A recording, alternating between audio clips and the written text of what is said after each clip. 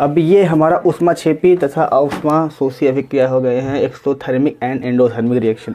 Exothermic and endothermic reaction तो भाई इस रिएक्शन में सबसे पहले देखो कोई ना कोई रिएक्शन होती है तो उसमें ऊष्मा उत्पन्न होती है या तो ऊष्मा अवशोषित होती है। दो में मतलब ये दो काम होते हैं, या किसी में ज़्यादा होता है मतलब ऊष्मा अवशोषित होने लगता है, मतलब वो सोखने लगता है, एब्जॉर्ब करने लगता है, या किसी किसी में ऊष्मा उत्पन्न होती है। तो ऊष्माशोषी उष्माक्षेपी दो अभिक्रियाएँ होती है इसमें। ऊष्माशोषी उष्माक्षेपी अभिक्रिया मतलब होता है ऐसी अभिक्रिया होती हैं जो क्या होता है, जो अब क्रिया फलस्वरूप ऊष्मा उत्पन्न होने लगती है। वे ऐसी रासायनिक अभिक्रिया हैं जिनमें क्रिया के फलस्वरूप ऊष्मा मतलब ऐसी रासायनिक अभिक्रिया है ये कि अगर इसको क्रिया करवाओगे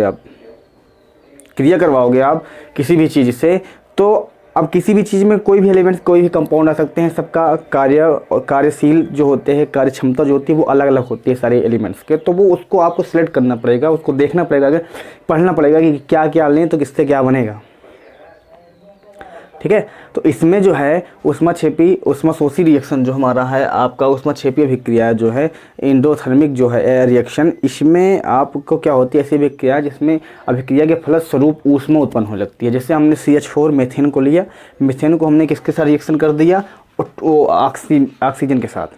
तो हमने देखते हैं हम तो यहाँ पे क्या निकल के आया, इसमें कार्बन डाइऑक्साइड, जल और ऊष्मा, इन चीज़ें रिएक्शन है। जैसे मैंने मेथिन लिया यहाँ पे CH4 प्लस ऑक्सीजन को लिया, हमने रिएक्शन करवाया। रिएक्शन अब देखो, अब ये चीज़ तुमको याद करना पड़ेगा कि हम उष्माक्षेपी अगर रिएक्शन है तो उसमें क्या लें। तो एक दो डिफिनेशंस याद होनी चाहिए ये, ठीक है ना, क्योंकि अभी बेसिक्स चल नहीं रहा है, ये चल रहा है आपके चैप्टर का, तो चैप्टर में आपको पता होना चाहिए। तो प्लस थ्रू उस मेथिन को लिए हमने ऑक्सीजन से रिएक्शन करवाया और उसके बाद बन के क्या आया, कार्बन डाइऑक्साइड, जल और उसमें ही हमारा बन के चला है। इसी तरह ऊष्माशोषी अभिक्रिया जो हमारी है, ऊष्माशोषी अभिक्रिया क्या होती है, इसमें क्या होती है कि इसमें ऊष्मा, देखो इसमें क्या हो रही है कि वे रासायनिक अभिक्रिया जिनमें क्रिया के फलस्वरूप ऊष्मा उत्पन्न होती है, निकलती है, ऊष्मा बनती है। और ऊष्माशोषी में क्या होता है, ऊष्माशोषी में क्या होता है, ऊष्माशोषी में एंडोथर्मिक जिसको बोलते हो, थर्मिक रिएक्शन। सेम इसका अपोजिट, वे रासायनिक अभिक्रियाएं, वे रासायनिक अभिक्रियाएं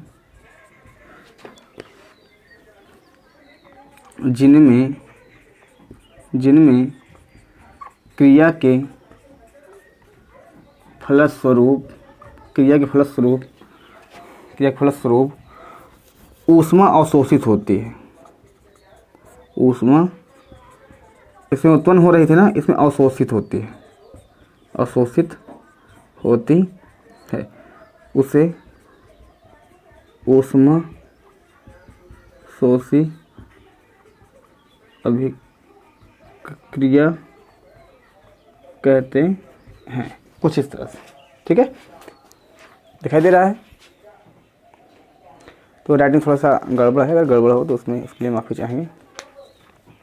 ठीक है, तो ये ऊष्माशोषी रिएक्शन हो गया, क्लियर। ठीक है, चलो अब इसमें क्या होता है, रिएक्शन करने के लिए कुछ अपने आप से लेना पड़ेगा, कंपाउंड्स, कोई ना कोई सिस्टम्स को लेना पड़ेगा। तो अब हम कुछ ऐसी चीज़ लेंगे, अब जो चीज़ हम लेंगे उसको याद होना चाहिए कि हम क्या ले रहे हैं। देखो ये माइंड में रखना जरूरी है, क्योंकि हम जिस चैप्टर को पढ़ रहे हैं उस चैप्टर के बारे में मालूम होना चाहिए, उस चीज़ के बारे में मालूम होना चाहिए कि हम क्या लेंगे इसके साथ। रिएक्शन याद करना पड़ेगा, कुछ ना कुछ तो याद करना पड़ेगा, कुछ तो टीचर समझा सकता है लेकिन कुछ पॉइंट्स को आपको याद करना पड़ेगा। जैसे अब इसमें जो है, इसको हम थोड़ा सा ऊपर मिटा दें क्या, इस पर हम लिखेंगे, हाँ ठीक है। इसका जो है नीचे बहुत ज़्यादा हो जा रहा है, इसलिए हम नीचे नहीं लिखेंगे, यहाँ पे लिखेंगे। तो आप इसको समझ लीजिए, इसके वाला हम कहाँ पे लिख रहे हैं, इसका वाला हम इस पे लिख रहे हैं। जैसे हमने 2HGO इस सॉलिड होता है, ठीक है, हमने इसको ले लिया, ठीक है ना। ये हमारा है क्या है, ये मर्क्यूरिक ऑक्साइड है। मर्क्यूरिक